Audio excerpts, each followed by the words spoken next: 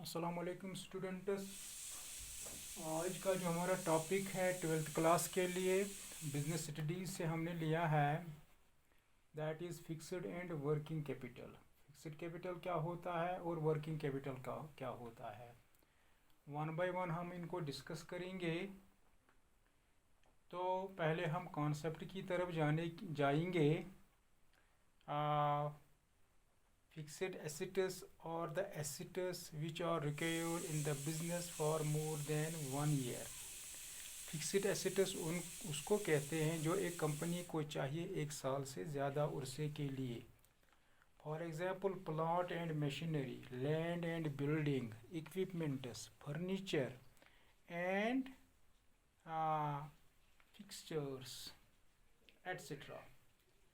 Whereas current assets are those assets which are to be converted into cash or cash equivalent within 1 year. For example, debtors, bill receivables, stocks, cash in hand, cash at bank, etc. Capital budgeting decisions regarding fixed assets must be taken very carefully, as such investment is very large. Moreover, it is very difficult to reverse such decisions except at huge loss. Capital expenditure involves non-flexible long-term commitment of funds. Planning and control of capital expenditure is also known as capital budgeting. Now, let we discuss fixed capital. Investment made in fixed assets is for a longer period of time. Hence, it is known as fixed capital.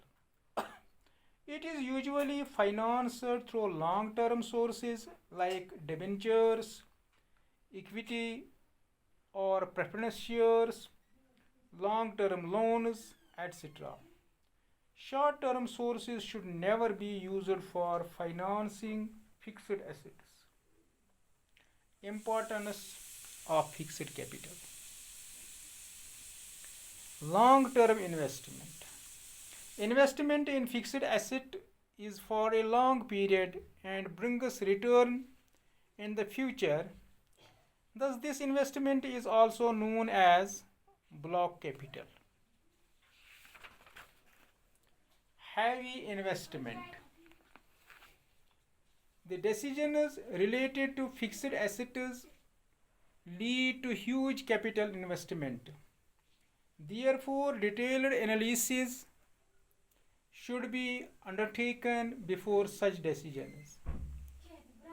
Third one, that is risk involved. Fixed capital decisions are full of risk because of two reasons. These refer to a long period, and secondly involve huge investment. As such, expected profits for several years are to be anticipated, and these estimates may turn out to be wrong. Fourth one and the last one, that is irreversible decisions. Nature of these decisions is such as cannot be changed so quickly. In fact, by and large, they can't be reversed at all. Therefore, these investments should be done only after detailed analysis of planned programs. Now we go for the second topic, that is factors affecting the requirement of fixed capital. वो कौन से factors हैं जो असरअंदाज होते हैं fixed capital की ज़रूरत जो हमारी होती है उन पे असरअंदाज होते हैं, वो कौन से फैक्टर्स हैं? तो first one, that is nature of business. The nature of business has a great impact on the requirement of fixed capital. For example, a manufacturing organization requires higher investment in fixed assets as compared to a trading concern. Second one, that is scale of operations. Large organizations operate at higher scale. Thus, they require more fixed assets and higher investment as compared to small organizations. Third one, that is choice of technique. The requirement of fixed capital also depends upon the technique or method adopted by an organization. That is capital intensive technique or labor intensive technique. In an organization which adopts capital intensive technique, demand for fixed assets is in higher as compared to one which adopts labor intensive technique. Fourth one, that is technology upgradation. The organization which use assets like computers etc. that may become obsolete very soon because of technology upgradation require higher fixed capital to purchase such assets again and again. Fifth one, that is growth prospects.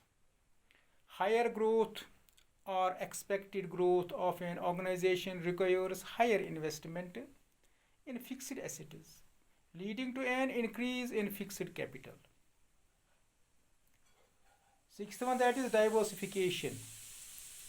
The fixed capital requirement increases in an organization if the organization decides to diversify its operations. For example, if a textile company is diversifying and starting production of medicines, its requirements for fixed capital will naturally increase a lot. Seventh one, that is financing alternatives. Leasing facilities enable the business firms to use an asset by paying only the lease rental. Thus, it acts as an alternative to outright purchase and hence reduces the requirement for fixed capital. But this strategy is suitable only for business with higher risk. Last one, that is level of collaboration. Each and every facility may not be available in every organization. The certain organizations collaborate to share each other's facilities. This also reduces the requirement for fixed capital. For example, a consortium of banks may enable them to use one another's ATM facility. Thanks.